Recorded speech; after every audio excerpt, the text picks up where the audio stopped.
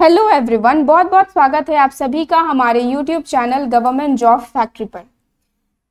आज मैं इस वीडियो में आपको एक बहुत इंपॉर्टेंट टॉपिक पढ़ाने वाली हूँ। ठीक है, उससे पहले मैं ये बता दूं कि इस साल रेलवेज की बहुत सारी नोटिफिकेशंस आई। ठीक है, एएलपी के लिए आया, उसके बाद फिर टेक्नीशियन, जेई, आरपीएफ, एसआई और फिर अभी जस्ट एनटीपीसी का। ठीक है, मतलब आपके पास बहुत अच्छी अपॉर्चुनिटी है अगर आपको रेलवेज में जॉब चाहिए तो, लेकिन इसकी प्रिपरेशन भी उसी तरीके से करनी पड़ेगी। ठीक है, और एग्जाम्स भी काफी नजदीक है। टेंटेटिव डेट्स इन चारों के लिए टेंटेटिव डेट्स रिलीज हो चुके हैं। ठीक है, एएलपी, टेक्नीशियन और जेई इन सब का दिसंबर में हो सकता है एग्जाम, और आरपीएफ का दिसंबर टू जनवरी में हो सकता है, और एनटीपीसी जो है ये 2 से 3 या 4 महीने के बाद तो इसके भी एग्जाम्स होने वाले हैं। ठीक है, तो आपको इसी तरीके से तैयारी भी करनी होगी। तो एग्जाम की डेट्स तो आ चुकी है, और इस YouTube चैनल के माध्यम से मैं आपके लिए साइंस की स्पेशल क्लासेस लेकर आई हूँ। ठीक है, तो आपके लिए ये काफ़ी हेल्पफुल होगा। और चलिए आज मैं शुरुआत करती हूँ फिजिक्स के साथ। ठीक है, फिजिक्स का एक इम्पॉर्टेंट टॉपिक है यूनिट, मेजरमेंट और मेजरिंग इंस्ट्रूमेंट। ठीक है, अब इससे जो फर्स्ट टॉपिक है यूनिट, वो मैं आज स्टार्ट करने जा रही हूँ। तो सबसे पहले मैं इंट्रोड्यूस करूँ ये यूनिट्स होते क्या है। ठीक है, यूनिट्स क्या है, तो आपको ये बता दूं कि किसी भी फिजिकल क्वांटिटी, ठीक है, किसी भी फिजिकल क्वांटिटी को अगर हम मेजर करते हैं, ठीक है, किसी भी चीज को अगर हम मापते हैं तो उसे एक्सप्रेस करने के लिए, ठीक है, उसे अच्छे से बताने के लिए यूनिट की जरूरत पड़ती है। जैसे मान लो अगर ये हमारा घर है, ठीक है, और ये हमारा ऑफिस है, तो घर से ऑफिस तक की डिस्टेंस मान लो 3.5 किलोमीटर है। ठीक है, तो अगर मैं इस किलोमीटर को ना लिखूं, मैं अगर बस इतना कहूं कि 3.5 है, तो क्या है? ठीक है, पर्सन को ये क्लियर तो होगा नहीं, आपको ये समझ में आएगा नहीं ये 3.5 क्या है। ये फीट भी हो सकता है, इंचेस भी हो सकते हैं, मीटर भी हो सकते हैं, या जैसा कि मैंने लिखा है किलोमीटर, ये भी हो सकता है। ठीक है, तो यूनिट का एक इंपॉर्टेंट रोल यही होता है कि किसी भी फिजिकल क्वांटिटी को ये एक्सप्रेस करने में हेल्प करता है। ठीक है, किसी भी फिजिकल क्वांटिटी को। तो इस वीडियो में मैं आपके लिए लेकर आई हूँ इंपॉर्टेंट, काफी इंपॉर्टेंट 10 क्वेश्चंस जो रिपीटेडली एग्जाम्स में आए हैं। ठीक है, आरआरबी ने रिपीटेडली इन सारे क्वेश्चंस को एग्जाम्स में दिया है, तो बहुत ही इंपॉर्टेंट है, वीडियो को एंड तक जरूर देखिएगा। तो चलिए मैं बिना टाइम वेस्ट किए स्टार्ट करती हूँ। पहला क्वेश्चन है, newton is the unit to measure dash. ठीक है, न्यूटन कौन से फिजिकल क्वांटिटी का यूनिट है, ये पूछा जा रहा है। पावर, प्रेशर, फोर्स या रेजिस्टेंस? तो यहाँ सही उत्तर है ऑप्शन बी, फोर्स। ठीक है, अब देखो आप कैसे इसे रिलेट कर सकते हो। अगर फोर्स के बारे में कोई पूछे कि फोर्स क्या है, तो आप लोग क्या बताओगे? फोर्स एक पुल और पुश होता है। ठीक है, पुल या पुश होता है जिसके वजह से बहुत सारे एक्टिविटीज हो सकते हैं। ठीक है, इसके बहुत सारे इफेक्ट्स होते हैं, जैसे मोशन से रेस्ट में आ सकते हैं कोई भी, या रेस्ट से मोशन में आ सकता है कोई भी बॉडी, या तो फिर उसकी स्पीड में चेंजेस आती है, इंक्रीज या डिक्रीज हो जाती है, या उसकी डायरेक्शन में चेंजेस आती है। ठीक है, तो फोर्स एक ऐसी फिजिकल क्वांटिटीज है जिसकी वजह से बहुत सारे इफेक्ट्स होते हैं। ठीक है, अब आप लोगों ने पढ़ा ही होगा फोर्स के 3 लॉज होते हैं। ठीक है, 3 laws of force, first law, second law, third law. तो ये किसने दिया था, ये किसने प्रपोज किया था ये तीनों लॉज? तो ये सर आइजैक न्यूटन। ठीक है, बहुत ही फेमस साइंटिस्ट एंड फिजिस्ट हैं ये सर आइजैक न्यूटन। तो इन्होंने ही फोर्स के बारे में बताया था, इवन ग्रेविटेशन फोर्स के बारे में भी इन्होंने ही बताया था। तो यहां से आप अंदाजा लगा सकते हो कि फोर्स का यूनिट क्या हो जाएगा? न्यूटन हो जाएगा। ठीक है, तो फोर्स का यूनिट यहाँ न्यूटन हो गया। अब यहाँ बाकी जो क्वांटिटीज है, पावर, प्रेशर और रेजिस्टेंस, इन सब की यूनिट क्या है? तो पावर का ऐसा यूनिट होता है वॉट, प्रेशर का ऐसा यूनिट होगा पास्कल, और रेजिस्टेंस का ऐसा यूनिट होगा ओम। ठीक है, एक और बात मैं बता दूं, अगर आपको फोर्स का ऐसा यूनिट पूछा गया है तभी आप न्यूटन बताना। ठीक है, अगर फोर्स का सीजीएस यूनिट पूछा जाएगा, ठीक है, स्मॉलर यूनिट अगर पूछा जाएगा, तो ये होता है डाइन, ये डाइन होता है। ठीक है, अब मैं न्यूटन और डाइन के बीच का रिलेशन बता दूं, तो this is 1 newton is equals to 10 to the power 5 dyne. ठीक है, 1 newton is equals to 10 to the power 5 dyne. अगले क्वेश्चन में बढ़ते हैं। The SI unit of sound wave frequency was named in honour of which physicist? ठीक है, तो यहाँ किसकी एसआई यूनिट पूछी जा रही है? Sound wave frequency.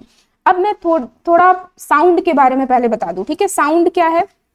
साउंड एक फॉर्म ऑफ एनर्जी है, ठीक है, जिसके वजह से हमारे ईयर्स में, हमारे कानों में एक सेंसेशन होता है और हम उसे सुन सकते हैं, ठीक है। साउंड किस फॉर्म में ट्रैवल करता है? तो साउंड वेव के फॉर्म में ट्रैवल करता है, ठीक है। इस तरह के वेव्स होते हैं और इसमें साउंड ट्रैवल करता है, ठीक है। अब मैं बात करती हूँ फ्रीक्वेंसी की। ये फ्रीक्वेंसी क्या है, ठीक है। तो सबसे पहले देखो, मैं जो वेव का यहाँ पे डायग्राम बनाई हूँ इसे मैं थोड़ा एक्सप्लेन करना चाहती हूँ। यहां से लेकर, ठीक है, वेव मान लो यहां से स्टार्ट हो रहा है, ऐसे नीचे गया, फिर वापस यहां पर आ गया, मतलब ये जो एक साइकिल हो रही है, इस एक साइकिल को हम क्या कहते हैं? वन ऑक्सीलेशन कहते हैं, ठीक है। वन ऑक्सीलेशन कहते हैं या तो फिर वन वाइब्रेशन भी कह सकते हैं, ठीक है। वन ऑक्सीलेशन या वन वाइब्रेशन। तो number of vibrations made in 1 second, एक सेकेंड में कितने वाइब्रेशंस हो रहे हैं, ठीक है, कितने वाइब्रेशंस हो रहे हैं या कितने ऑक्सीलेशंस हो रहे हैं, उसे हम क्या कहते हैं? उसे हम कहते हैं फ्रीक्वेंसी, ठीक है। फिर से मैं रिपीट करती हूँ, फ्रीक्वेंसी क्या है? तो एक सेकेंड में जितने भी नंबर ऑफ वाइब्रेशंस हो या ऑक्सीलेशंस हो या ये साइकिल हो, वेव्स की ये साइकिल हो, उसे हम फ्रीक्वेंसी कहेंगे। तो ये पूछा जा रहा है कि वो कौन से फिजिस्ट हैं जिनके नेम पर फ्रीक्वेंसी का ऐसा यूनिट रखा गया। तो ऑप्शन है आपके सामने, Werner Karl Heisenberg, Heinrich Rudolf Hertz, Albert Einstein या जेसी मैक्सवेल। तो सही उत्तर है यहाँ option B, Heinrich Rudolf Hertz, ठीक है। अब देखो मैं ये बता दूं, ये हेनरिच रुडोल्फ हर्ट्ज, इनके नाम से हर्ट्ज, ठीक है, हर्ट्ज जो है ये ऐसा यूनिट रखा गया है फ्रीक्वेंसी का, ठीक है। इसे 1920 में जर्मन साइंटिस्ट जो थे हेनरिच रुडोल्फ हर्ट्ज, इनके थ्रू ये हर्ट्ज ऐसा यूनिट जो है वो प्रपोज किया गया था, ठीक है। और एसआई यूनिट इस जो फ्रीक्वेंसी की है वो हर्ट्ज है, ये भी याद रखना। अगला प्रश्न है, the work done by a force acting on an object is equals to amount of force multiplied by the distance travelled in the direction of force. अब देखो ये लाइन बड़ी लंबी है, हो सके आपको कंफ्यूजन हो रही होगी, मैं इसे क्लियर करती हूँ। क्या है? The work done by a force, मतलब वर्क, ठीक है, फिजिक्स का जो वर्क होता है, that is equals to amount of force, यानी कि force multiplied by the distance travelled in the direction of force, यानी कि एस मतलब डिस्टेंस हुआ, ठीक है। तो देखो यहां से क्या आ गया, यहां से फॉर्मूला आ गया वर्क के लिए। वर्क क्या है? Work is equals to force into distance, मतलब फोर्स और डिस्टेंस को मल्टीप्लाई करोगे। मान लो अगर कोई सब्सटेंस है, ठीक है, इसके ऊपर मैं फोर्स अप्लाई कर रही हूं और इस फोर्स के वजह से ये थोड़ा आगे मूव कर गया, ठीक है, सर्टेन डिस्टेंस इसने ट्रेवल कर लिया। तो जब मैं इस फोर्स को और इस डिस्टेंस को मल्टीप्लाई करूंगी तो मुझे क्या मिल जाएगा? वर्क मिल जाएगा, मतलब पता चलेगा कि कितना वर्क मैंने किया है, ठीक है। तो यहाँ डेफिनेशन दी गई है, work done by a force is equals to amount of force multiplied into distance travelled by it. तो which of the following is not a unit of work. अब यहाँ पे हमें ये बताना है कि ये वर्क की यूनिट कौन नहीं है, ठीक है। ऑप्शंस है KG metre per second square, KG metre square per second square, newton metre या जूल। अब देखो ये आरआरबी एनटीपीसी में 2021 में पूछा गया था, ठीक है। तो ये जितने भी क्वेश्चंस है, इससे पहले भी जो भी क्वेश्चंस है, ये सब एनटीपीसी में पूछे गए हैं, ठीक है। और बहुत रीसेंट क्वेश्चंस है ये, 2021 में ये सारे क्वेश्चंस पूछे गए हैं। तो काफी इंपॉर्टेंट है आपके लिए, आप इसे नोट डाउन जरूर कर लेना और वीडियो को एंड तक जरूर देखना, ताकि ऐसे और भी इंपॉर्टेंट क्वेश्चंस आपको मिलेंगे। ओके, तो क्वेश्चन नंबर 3 का जो आंसर है वो है option A, KG metre per second square. अब देखो ये आया कैसे, ये मैं बताती हूँ। सबसे पहले तो देखो मैंने अभी यहाँ क्या डिराइव किया, वर्क का फॉर्मूला डिराइव किया। Work is equals to F into S, यानी कि फोर्स इंटू डिस्टेंस। फोर्स का यूनिट क्या होता है? फोर्स का यूनिट होता है न्यूटन, और डिस्टेंस का यूनिट क्या होता है? मीटर, ठीक है। तो वर्क का एसआई यूनिट, ठीक है, वर्क का एसआई यूनिट जो है वो ये हो सकता है, न्यूटन मीटर हो सकता है, मतलब ये ऑप्शन इसका यूनिट है, दिस इज अ यूनिट, ये यूनिट है, ठीक है। अब मैं थोड़ा और इसे डिटेल में बताऊं तो 1 न्यूटन मीटर जो है, 1 न्यूटन मीटर को 1 जूल भी माना जाता है, जो है फोर्स का एसआई यूनिट, ठीक है। ये और भी ज्यादा इंपॉर्टेंट है, फोर्स का ऐसा, नॉट फोर्स, वर्क का ऐसा यूनिट जूल होता है, तो इसका मतलब ये भी वर्क का यूनिट हो गया। अब बचा क्या? KG metre per second square, ठीक है। तो ये आ कहां से रहा है? तो देखो मैं बता दूं, जैसा कि अभी हमने यहाँ पे देखा कि work is equals to force into distance. अब फोर्स का फॉर्मूला क्या है? फोर्स है मास इंटू एक्सिलरेशन। मास का यूनिट क्या है? केजी है, एक्सेलरेशन का यूनिट क्या है, मीटर पर सेकेंड स्क्वायर है, ठीक है। तो अब यहाँ पे मैं फोर्स के जगह पर KG metre per second square लगा दूं और डिस्टेंस के जगह पर मीटर लगा दूं, मतलब इनटू मीटर कर लूं, तो फॉर्मूला क्या बन जाएगा, केजी फिर metre into metre metre square और फिर पर सेकेंड स्क्वायर। तो इस हिसाब से फिर ये आ गया KG metre square per second square, ठीक है। तो ये तीनों फोर्स के एसआई यूनिट्स हैं, नॉट एसआई यूनिट्स, यूनिट्स हैं, लेकिन ऑप्शन ए जो है ये एसआई यूनिट नहीं है, ठीक है। एक और बात यहाँ पे बता दूं मैं कि जितने भी एसआई यूनिट्स होंगे वो न्यूटन मीटर है, जूल है या KG metre square per second square है, लेकिन जो सीजीएस यूनिट ऑफ वर्क है वो है अर्ग, ठीक है, अर्ग। अब रिलेशन में बता दूं 1 जूल इज इक्वल्स टू कितने अर्ग होते हैं, तो 10 to the power 7 erg, okay, 1 joule is equals to 10 to the power 7 erg. Next question है the unit of force is, ठीक है, ऑप्शंस हैं यहाँ पे। अब देखो जस्ट मैंने अभी बताया कि फोर्स का फॉर्मूला क्या होता है, मास इनटू एक्सेलरेशन होता है।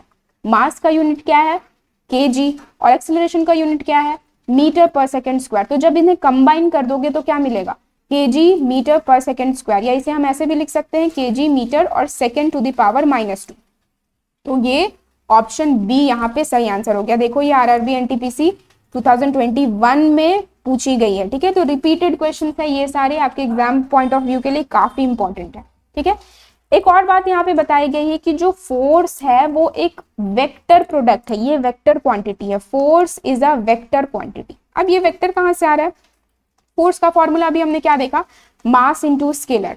तो मास जो है ये एक स्केलर क्वांटिटी है, ठीक है, और एक्सेलरेशन जो है ये एक वेक्टर क्वांटिटी है। तो जब एक स्केलर और एक वेक्टर को मल्टीप्लाई की जाए, ठीक है, एक स्केलर और एक वेक्टर को मल्टीप्लाई किया जाता है ना, तो हमें एक वेक्टर क्वांटिटी ही मिलता है, ओके। स्केलर स्केलर को मल्टीप्लाई करोगे तो स्केलर मिलेगा, वेक्टर वेक्टर को मल्टीप्लाई करोगे तो भी स्केलर मिलेगा, लेकिन स्केलर वेक्टर या वेक्टर स्केलर को मल्टीप्लाई करोगे तो वेक्टर मिल जाता है, ठीक है। तो फोर्स एक वेक्टर क्वांटिटी है।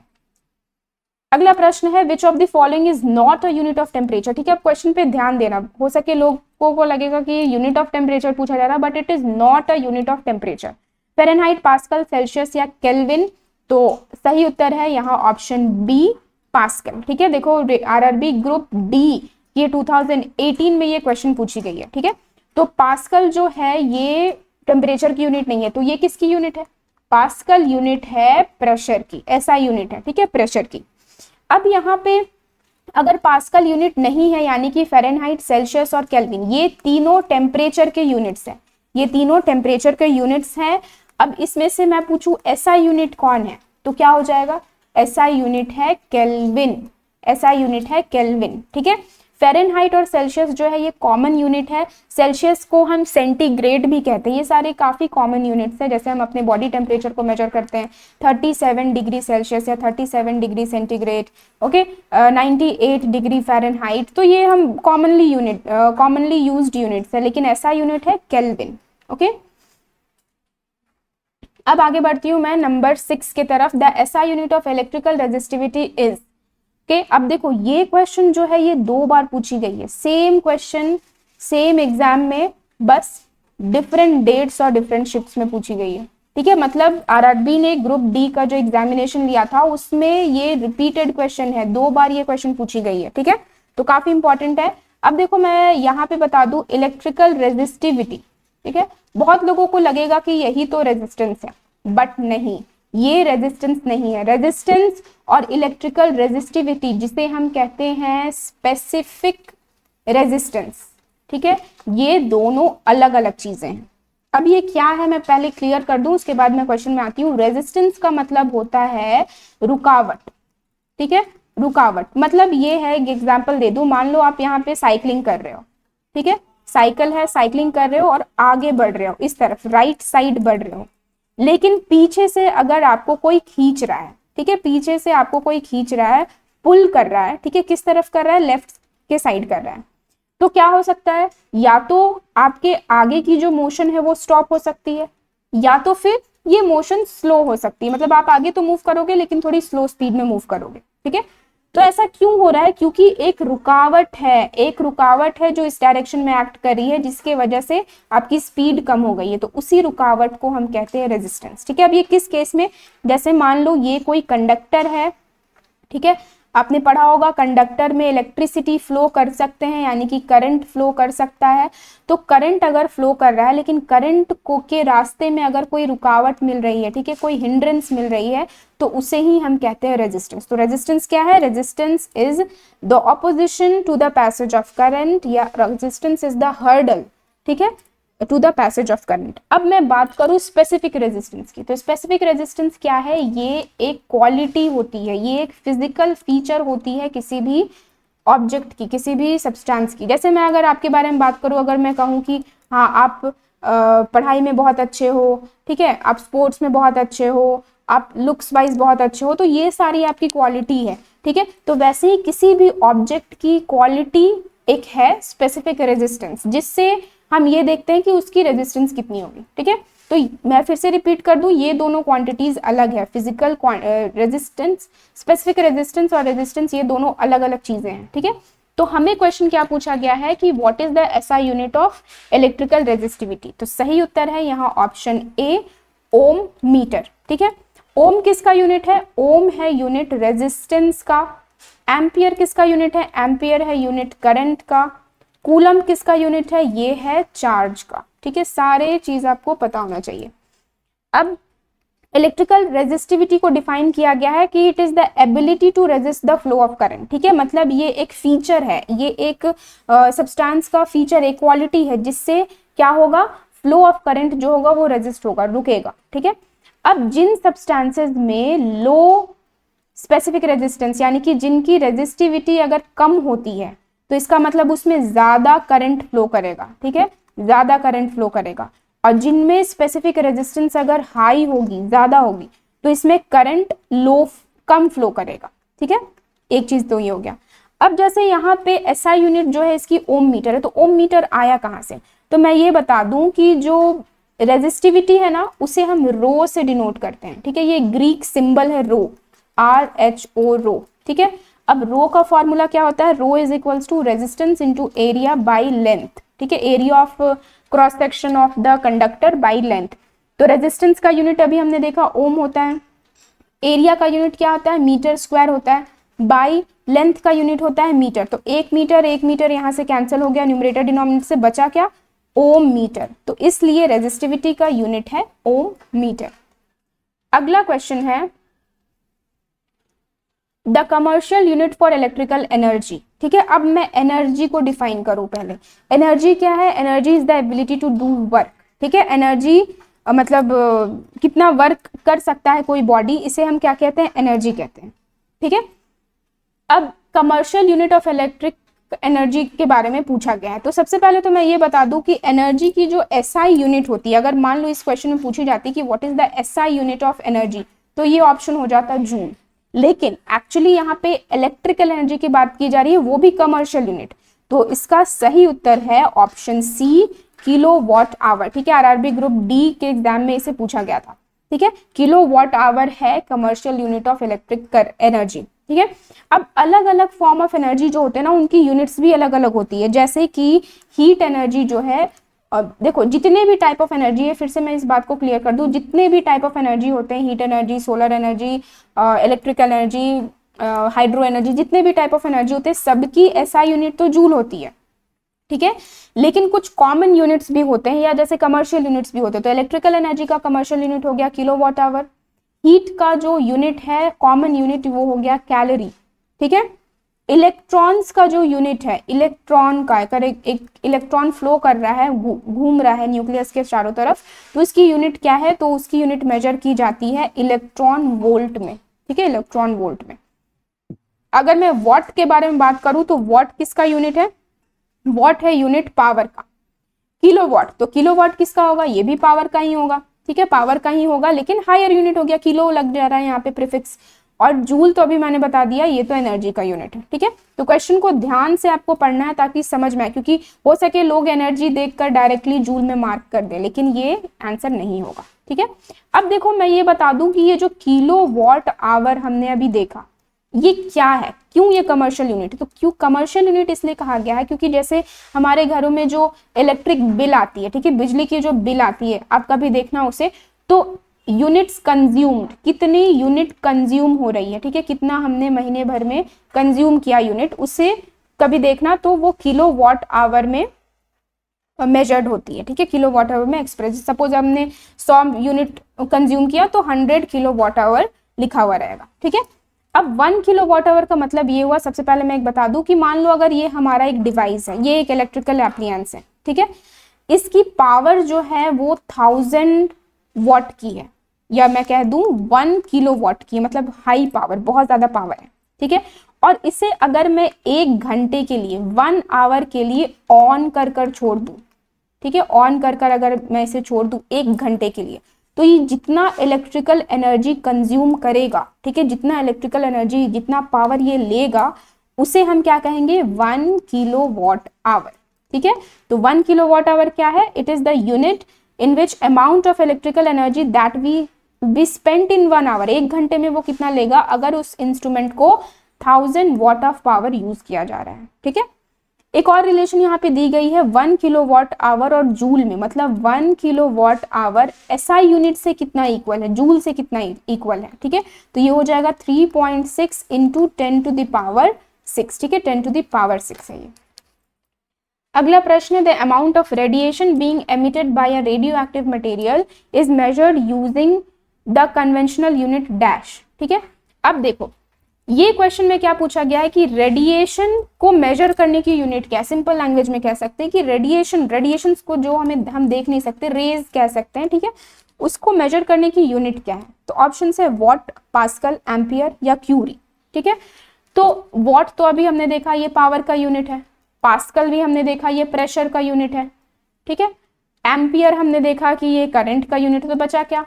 क्यूरी बचा, ठीक है। तो curie is the unit to measure radiation या रेडियो एक्टिविटी को मेजर करने का ये यूनिट है क्यूरी, ठीक है।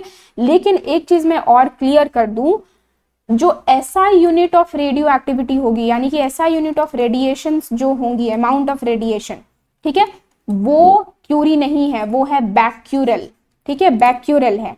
और क्यूरी जो है ये एक ट्रेडिशनल यूनिट है, स्पेशली ये यूएसए के लोग यूज करते हैं, ठीक है, क्यूरी। लेकिन बैक्यूरेल क्या है? एसआई यूनिट है, ये याद रखना आप। अब क्यूरी को देखो बताया भी जा रहा है ये ट्रेडिशनल यूनिट है जिसमें क्या होता है, activity of 1 gram of pure radium, मतलब आप 1 ग्राम ऑफ रेडियम अगर लोगे, ठीक है, और उसे डिसइंटीग्रेट होने के लिए छोड़ दोगे, यानी कि मैं कह सकती हूँ डीके होने के लिए, सड़ने के लिए छोड़ दो, ठीक है, यानी कि जो रेडिएशन उससे निकलेंगे, ठीक है, वो कितना होगा? 3.7 इंटू 10 टू द पावर 10, ठीक है। तो इसे ही हम कहते हैं क्यूरी, ठीक है। अगला प्रश्न है what is measured in joules. अब देखो what is measured in joules, इसमें ऑप्शन है एनर्जी, वेलोसिटी, फोर्स और पावर। वेलोसिटी की यूनिट क्या होती है? Metre per second. पावर की यूनिट बार बार हमने डिस्कशन किया, वॉट, ठीक है। और फिर फोर्स की यूनिट भी हमने डिस्कशन कर लिया, न्यूटन। तो बचा क्या? एनर्जी बचा, मतलब एनर्जी का यूनिट क्या है? जूल्स है।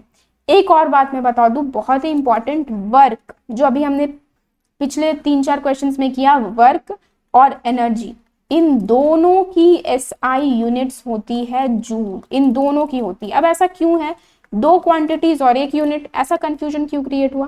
क्योंकि वर्क एंड एनर्जी जो है ये एक दूसरे से रिलेटेड टर्म्स हैं, ठीक है। इंग्लिश में आपने एक लाइन सुना होगा, यानी कि फिजिक्स में सुना होगा कि work and energy are related terms, ठीक है। तो क्यों रिलेटेड है? क्योंकि जितनी अमाउंट ऑफ एनर्जी मेरे बॉडी में होगी उतना ही मैं वर्क कर सकती हूँ, ठीक है। अगर मेरे बॉडी में ज्यादा एनर्जी है तो मैं ज्यादा वर्क करूंगी, अगर कम एनर्जी है तो मैं कम वर्क करूंगी, ठीक है। जैसे एक मोबाइल फोन है, अगर उस मोबाइल फोन में 100% चार्ज है, मतलब वो बहुत ज्यादा वर्क कर सकता है, और अगर दूसरा मोबाइल फोन है जिसमें 5% चार्ज है तो वो कम वर्क कर सकता है, ओके। तो वर्क और एनर्जी दोनों रिलेटेड टर्म्स, या उल्टा भी मैं कहूँ कि अगर कोई ज्यादा वर्क कर रहा है मतलब उसमें ज्यादा एनर्जी, ठीक है। तो याद रखना वर्क एंड एनर्जी दोनों की यूनिट जो है वो है जूल, ठीक है। तो देखो यहाँ पे और भी बहुत सारी चीजें बताई गई है। एनर्जी और वर्क की यूनिट है जूल, वेलोसिटी की मीटर पर सेकेंड, फोर्स की न्यूटन, पावर की वॉट, प्रेशर का होगा पास्कल और वेवलेंथ का होगा एम्स्ट्रॉन्ग, ठीक है। अब 1 एम्स्ट्रॉन्ग जो होता है this is 10 to the power -10 metre, ठीक है। ये वैल्यू याद रखना। एम्स्ट्रॉन्ग को कहाँ यूज करते हैं? एटम्स के रेडियस को मेजर करने के लिए, ठीक है, एटॉमिक रेडियस को मेजर करने के लिए एंगस्ट्रॉम का यूज करते हैं। अगला प्रश्न है और इस आज के लिए आखिरी प्रश्न, henry per metre is the unit of watt per steradian, electronegativity, magnetic permeability या इलेक्ट्रिकल कंडक्टिविटी। तो सही उत्तर है यहाँ ऑप्शन सी, मैग्नेटिक परमेबिलिटी। अब ये मैग्नेटिक परमेबिलिटी क्या है, ठीक है, तो मैग्नेटिक मटेरियल, कोई भी मैग्नेटिक मटेरियल होता है, मतलब ऐसा मटेरियल जो मैग्नेट से अट्रैक्ट हो जाए, जैसे आयरन, ठीक है, आयरन क्या होगा, अगर मैं यहाँ पे मैग्नेट रख रही हूँ तो ये तुरंत आकर आयरन जो है मैग्नेट से अट्रैक्ट हो जाएगा, ठीक है। लेकिन वही अगर मैं मान लो यहाँ वुड रखती हूँ तो वुड मैग्नेट से अट्रैक्ट नहीं होगा, क्यों, क्योंकि ये नॉन मैग्नेटिक है।